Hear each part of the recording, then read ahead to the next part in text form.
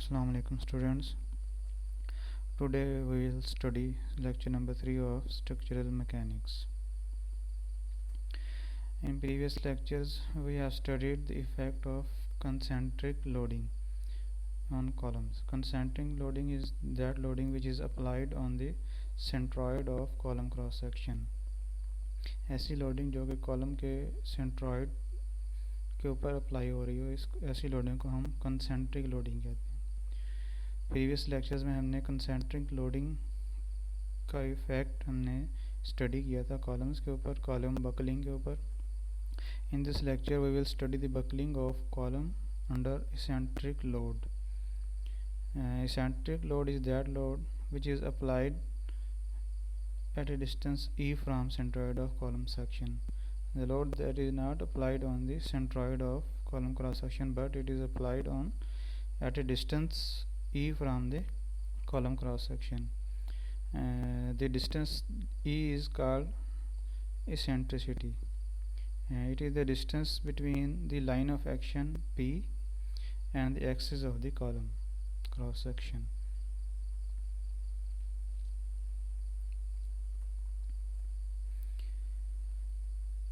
Loading on the column is statically equivalent to axial load P and bending moment M.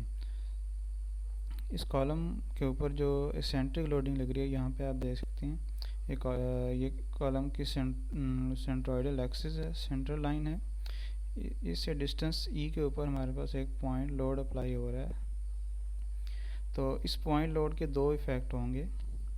एक तो column के अंदर जो है वो कंप्रेसिव फोर्सेस प्रोड्यूस हो रही होंगी, और दूसरा इस एसेंट्रिसिटी की वजह से एक बेंडिंग मोमेंट जो है वो प्रोड्यूस हो रही होगी। ये कॉलम जो है वो चूँकि सेंटर पे नहीं है, सेंटर से हट के लग रहा है, डिस्टेंस ई पे अप्लाई हो रहा है, तो ये इस वजह से ये लोड इस कॉलम के अंदर बेंडिंग मोमेंट भी प्रोड्यूस करेगा। तो इस तरह से इस कॉलम के ऊपर जो एसेंट्रिक लोड पी लग रहा है, इसके दो इफ़ेक्ट्स हैं। एक तो एक्सियल कंप्रेसिव फोर्स, और दूसरा जो इफ़ेक्ट है वो बेंडिंग मोमेंट है, जो कि एसेंट्रिसिटी की वजह से है। तो इस लोडिंग का जो स्टैटिकली इक्विवेलेंट लोड है वो हम इस तरह से इसको रिप्लेस कर सकते हैं स्टैटिकली इक्विवेलेंट लोड के अंदर, जिसमें हमारे पास एक मोमेंट का इफ़ेक्ट है और एक एक्सियल लोड का इफ़ेक्ट है। लोड को हमने सेंट्रॉइड के ऊपर शिफ्ट कर दिया, ठीक है, और इस एसेंट्रिसिटी की वजह से जो मोमेंट प्रोड्यूस हो रही थी उसको हमने सेपरेटली अप्लाई कर दिए। That is M prime is equal to P E, P multiply by eccentricity, E is the moment arm.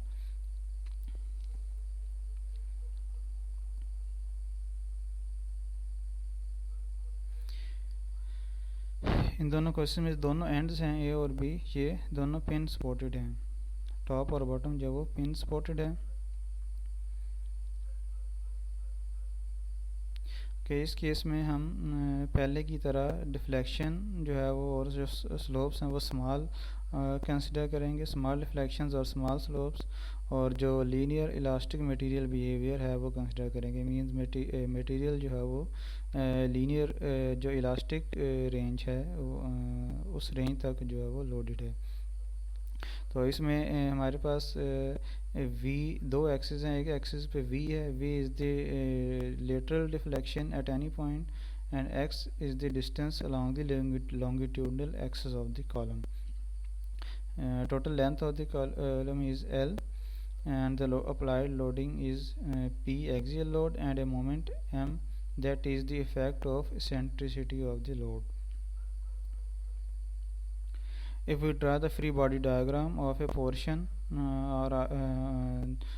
at an arbitrary section, एक arbitrary point के ऊपर हम जो है वो सेक्शन कंसिडर करके इंटरनल फोर्सेस फाइंड करने के लिए जिस तरह से हम एनालिसिस करते हैं उस तरह से हम एनालिसिस करें।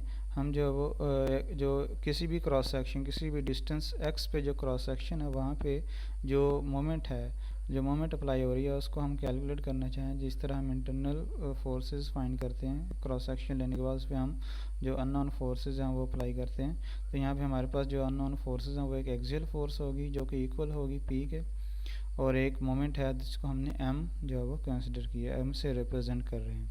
तो अगर हम इस पूरे फिगर के लिए मोमेंट एक्विलिब्रियम की इक्वेशंस लिखें तो हमारे पास जो वो मोमेंट एक्विलिब्रियम की इक्वेशन किस तरह से होगी, m is equal to minus P E minus P V. इसमें माइनस पी ई ये मोमेंट है इस लोड की वजह से, और पी वी जो मोमेंट है वो इस लोड की वजह से, P multiply by distance from the centroid. तो अब ये डिस्टेंस किसी भी डिस्टेंस एक्स के ऊपर जो लेटरल डिफ्लेक्शन है वो हमारे पास v है। तो जिस तरह x की वैल्यू चेंज होती रहेगी v की वैल्यू भी चेंज होती रहेगी। तो v जो है वो फंक्शन है x का। तो इस फिगर के अंदर हमारे पास इस स्ट्रक्चर के ऊपर, इस पोर्शन के ऊपर टोटल 3 मोमेंट्स अप्लाई हो रही हैं, p multiply by e and p multiplied by v and m. Third moment is m. So sum of these 3 moments should be equal to 0, and writing that in this form, m is equal to minus p into e minus p into v. We can write this in this form, m is equal to minus p, we take p common, and then e plus v in the bracket. We have previously studied a differential equation of elastic curve, that is ei into d square v over dx square is equal to m. So when we plug in the values of this m in the differential equation of elastic curve, we will get this equation, ei d square v over dx square is equal to m. M is replaced by its value minus p into e plus v. So we can write this equation in this form, p is multiplied by e and v, and ei is also multiplied. So we will get this equation, and this is a differential equation, and the solution of this equation is given in this as equation 1. V is equal to c1 sine of p over ei under root x plus c2 cos of p over ei under root x minus e, and this is general solution of this differential equation. You can find this solution by using mathematical methods. We will not study that those mathematical methods here. We will simply jump to this solution. So in this equation there are two constants of integration, because we will integrate this differential equation twice. So two constants of integration will be introduced, c1 and c2. To evaluate these two constants, we must apply the boundary conditions. इन दो constants को find करने के लिए हम boundary conditions apply करेंगे। यहाँ पे boundary conditions हमारे पास दो जब पॉइंट्स पे अवेलेबल हैं, जब x की वैल्यू 0 है तो वहाँ पे v की वैल्यू भी 0 है, और जब x की वैल्यू l है तो वहाँ पे v की वैल्यू 0 है। तो ये दो बाउंड्री कंडीशंस हमारे पास अवेलेबल हैं। इन दो बाउंड्री कंडीशंस को यूज़ करते हुए हम जब कॉन्स्टेंट्स की वैल्यूज़ फाइंड करेंगे, पहली बाउंड्री कंडीशन जब हम अप्लाई करेंगे x is equal to 0 and v is equal to 0, जब हम इन x को और v को 0 पुट करेंगे इस इक्वेशन के अंदर, तो हमारे पास जो है वो c2 की वैल्यू आ जाएगी e, c2 की वैल्यू ये आ जाएगी। यहाँ पे x की जगह 0 पुट करेंगे और v की जगह 0 पुट करेंगे। जब सॉल्व करेंगे तो आपके पास जो है वो c2 की वैल्यू आ जाएगी e, c2 is equal to e। और जब दूसरी बाउंड्री कंडीशन यूज़ करेंगे, x is equal to l, v is equal to 0। जब x की वैल्यू l है, मीन्स बॉटम एंड के ऊपर v भी 0 है। तो जब हम इस बाउंड्री कंडीशन को पुट करेंगे इस इक्वेशन के अंदर, v की जगह हम 0 पुट करेंगे, x को l से रिप्लेस कर देंगे, x की वैल्यू l है, और c2 की वैल्यू e हम जो है पहले कैलकुलेट कर चुके हैं। तो इसको सॉल्व करेंगे, इस इक्वेशन को वैल्यूज पुट करने के बाद, तो हमारे पास जो है वो c1 की ये वैल्यू आ जाएगी। तो इसके अंदर जो 1 माइनस कॉस, ये वाली टर्म है, ब्रैकेट के अंदर वाली टर्म है 1 minus cos of p over e I under root into l इसको हम रिप्लेस कर रहे हैं, कर सकते हैं 2 sine square P over E I under root L by 2। ये हम हमारे पास जो एक फार्मूला है 1 minus cos theta is equal to 2 sine square theta by 2। तो इसी फार्मूले के अकॉर्डिंग हम इस 1 माइनस कॉस ऑफ थीटा को रिप्लेस कर रहे हैं 2 साइन स्क्वायर थीटा बाई 2 से। उसके बाद जो दूसरी हमारे पास ये वाली टर्म है sine of theta. Sine of theta को हम ले सकते हैं 2 sine of theta by 2 cos of theta by 2। इस फार्मूले के according sine of theta is equal to 2 sine theta by 2 cos theta by 2। तो इन दोनों टर्म्स को जो हम इक्विवेलेंट टर्म्स में रिप्लेस कर लेते हैं। 1 माइनस कॉस ऑफ थीटा की जगह 2 साइन स्क्वायर थीटा आ जाएगा और साइन थीटा की जगह 2 sine theta by 2 cos theta by 2 आ जाएगा। तो हमारे पास C1 की वैल्यू जो है वो आ जाएगी। ये हमारे पास C1 की वैल्यू आ गई। तो इन अगर हम वैल्यूज़ को C1 और C2 की वैल्यूज़ को इक्वेशन 1 के अंदर पुट कर दें, इक्वेशन 1 के अंदर C1 और C2 की वैल्यूज़ को जो प्लग इन कर दें तो हमारे पास जो वो डिफ्लेक्शन की ये इक्वेशन आ जाएगी, जो कि डिफ्लेक्शन कर्व की इक्वेशन है। इसमें किसी भी पॉइंट के ऊपर आप डिफ्लेक्शन फाइंड करना चाहते हैं तो वहाँ पे आप x की जो वैल्यू है वो पुट कर देंगे, तो उसके करस्पॉन्डिंग उस पॉइंट के ऊपर डिफ्लेक्शन जो कि हम v से रिप्रेजेंट कर रहे हैं उसकी वैल्यू आ जाएगी। तो ये हमारे पास जो वो डिफ्लेक्शन कर्व की इक्वेशन आ गई है। जो डिफ्लेक्टेड शेप होगी इस कॉलम की ड्यू टू सेंट्रिक लोडिंग, इस डिफ्लेक्शन कर्व की जो है वो इक्वेशन हमारे पास आ गई है। तो इसमें आप किसी भी पॉइंट के ऊपर डिफ्लेक्शन फाइंड करनी होगी तो हम उस पॉइंट के ऊपर x की वैल्यू पुट करके डिफ्लेक्शन फाइंड कर सकते हैं।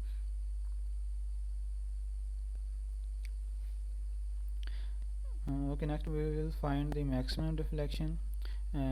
We know that due to symmetry of loading, both the maximum deflection and maximum stress will occur at the column's midpoint.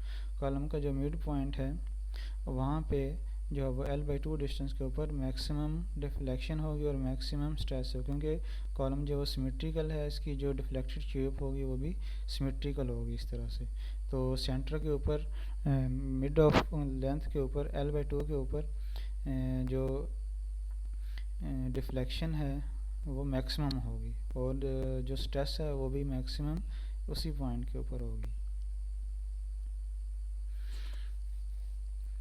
तो हमारे पास जो डिफ्लेक्शन कर्व की जो इक्वेशन आई है इसके अंदर v को v मैक्स से रिप्लेस कर दें और L की जगह L/2 जो वो वैल्यू पुट कर दें, क्योंकि L/2 डिस्टेंस के ऊपर जो डिफ्लेक्शन है वो मैक्सिमम है। तो हमारे पास जो है वो मैक्सिमम डिफ्लेक्शन की ये इक्वेशन आ जाएगी।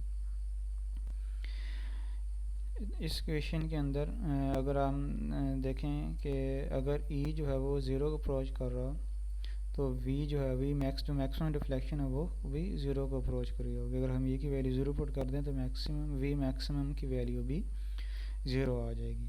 लेकिन अगर इस ब्रैकेट के अंदर वाली टर्म जो है वो अगर इन्फिनिटी को अप्रोच कर रही हो और E की वैल्यू 0 को अप्रोच कर रही हो तब V मैक्स की वैल्यू 0 नहीं होगी बल्कि एक नॉन ज़ीरो वैल्यू होगी, कि इन्फिनिटी को आप 0 से मल्टीप्लाई करेंगे मींस एक्चुअली इन्फिनिटी नहीं है, इन्फिनिटी को अप्रोच कर रही है। इस ब्रैकेट के अंदर वाली टर्म की वैल्यू और E की वैल्यू 0 को अप्रोच कर रही है, तो इनके जो प्रोडक्ट है वो हमेशा नॉन ज़ीरो वैल्यू होगी। तो V मैक्स जो है वो उसकी वैल्यू उस केस में नॉन ज़ीरो होगी।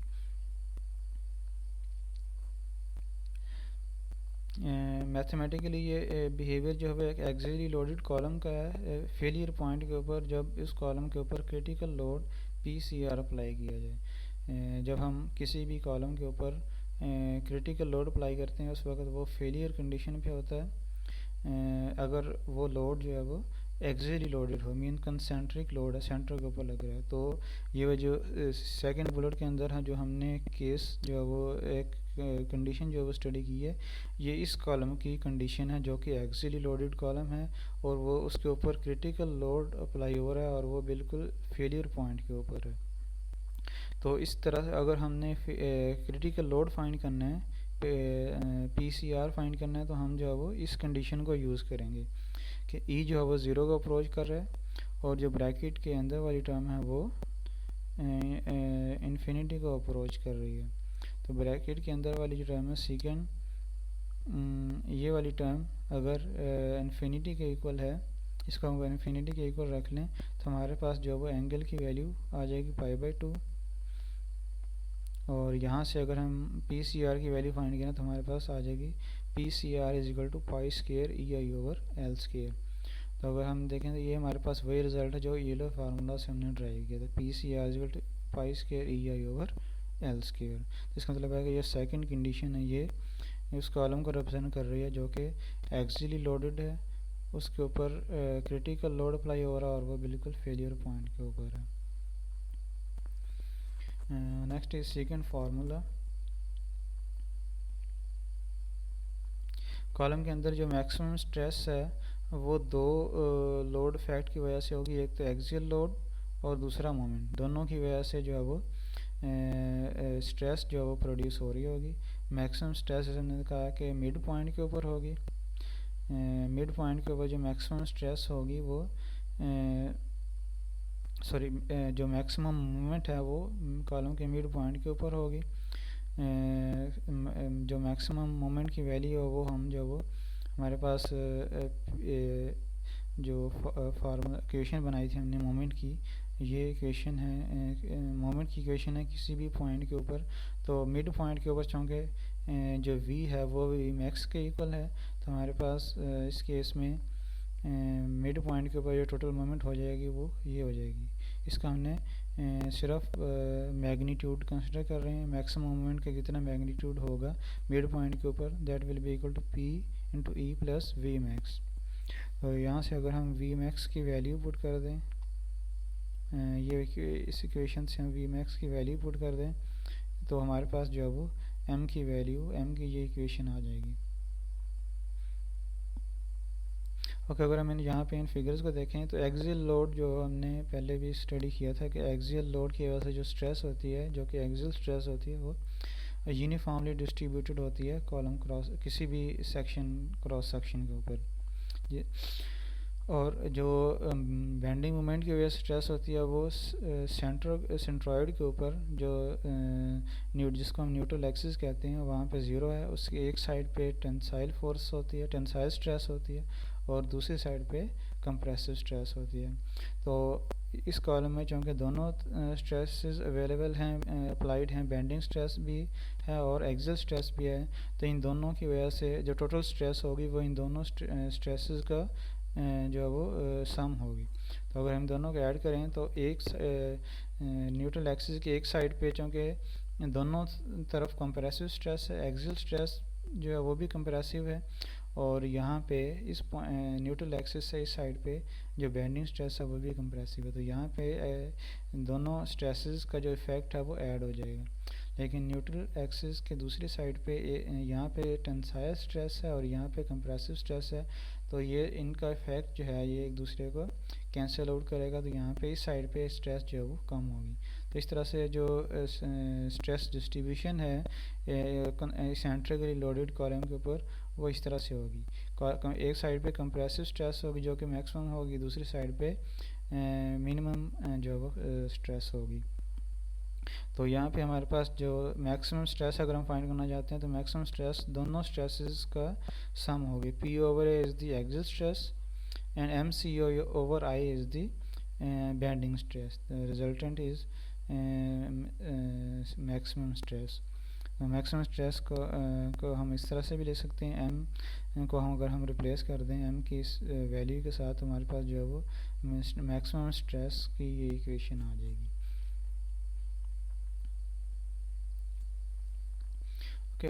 हम जैसे कि हमने पढ़ा हुआ है पहले कि रेडियस ऑफ गायरेशन जो है वो हम इस तरह से डिफाइन करते हैं r² = I/A।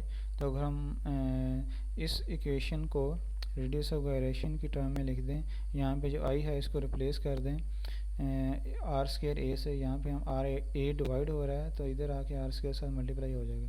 तो इस इक्वेशन को हम इस तरह से भी लिख सकते हैं I = AR²। तो यहाँ पे अगर हम I को रिप्लेस कर दें AR² के साथ तो हमारे पास जो है वो ये इक्वेशन आ जाएगी मैक्सिमम स्ट्रेस की in the term of radius of gyration. इस इक्वेशन को हम सेकंड फार्मूला कहते हैं।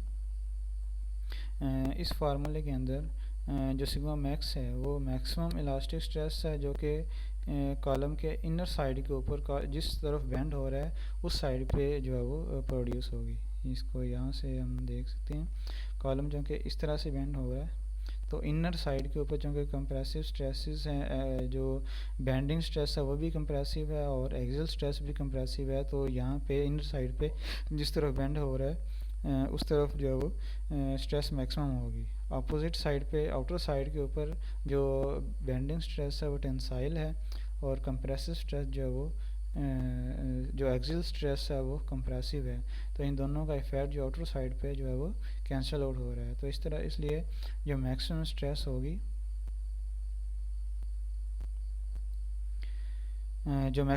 होगी वो इनर साइड के ऊपर होगी और ये कॉलम के मिड पॉइंट के ऊपर होगी और ये स्ट्रेस जो है वो कंप्रेसिव स्ट्रेस होगी। इसमें P is equal to vertical load applied to the column, V जो है वर्टिकल लोड है जो कि कॉलम के ऊपर अप्लाई हो रहा है और P will be less than PCR। यहाँ पे जो P की वैल्यू है वो PCR से कम होगी, क्रिटिकल लोड से कम होगी, unless E is equal to 0।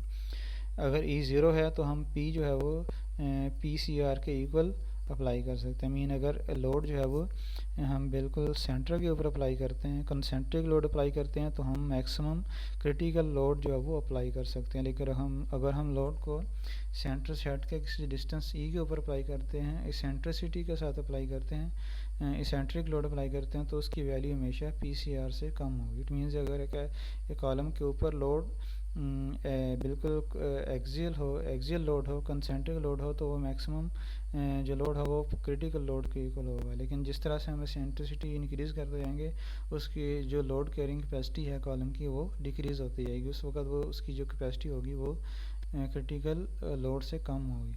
और अगर E इज इक्वल टू 0 है मीन्स इसेंट्रिसिटी 0 है, लोड जो वो एग्जैक्टली सेंट्रॉइड के ऊपर अप्लाई हो रहा है जो कि हमने पिछले लेक्चर्स में स्टडी किया था, उस वक्त जो कॉलम की कैपेसिटी होगी वो क्रिटिकल लोड के इक्वल होगी।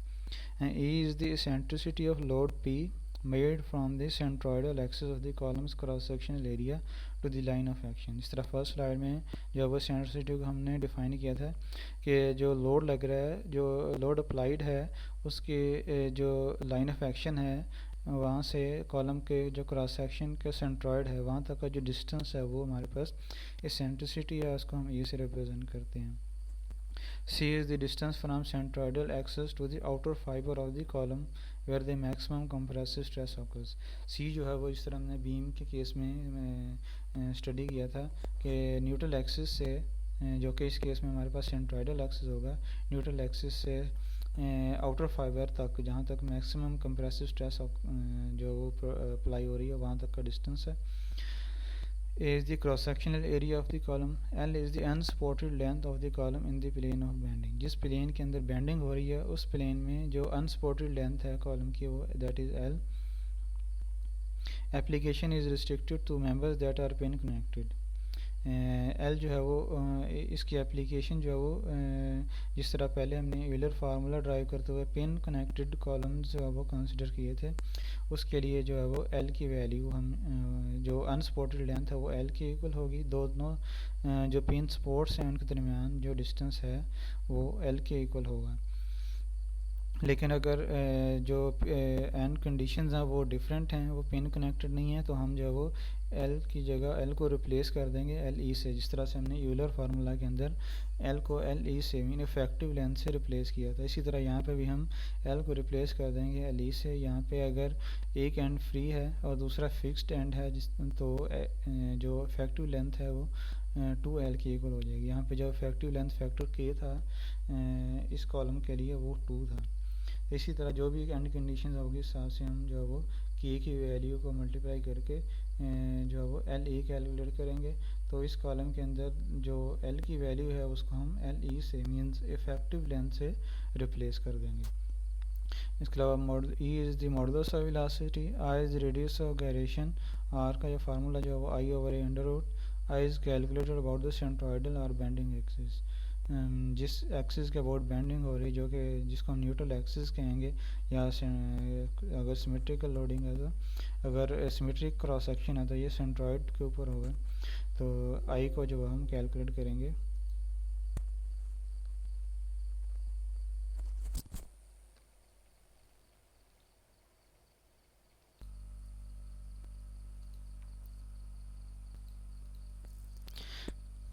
Okay, r is the radius of gyration and r is equal to I over a under root, where I is calculated about the centroidal or bending axis.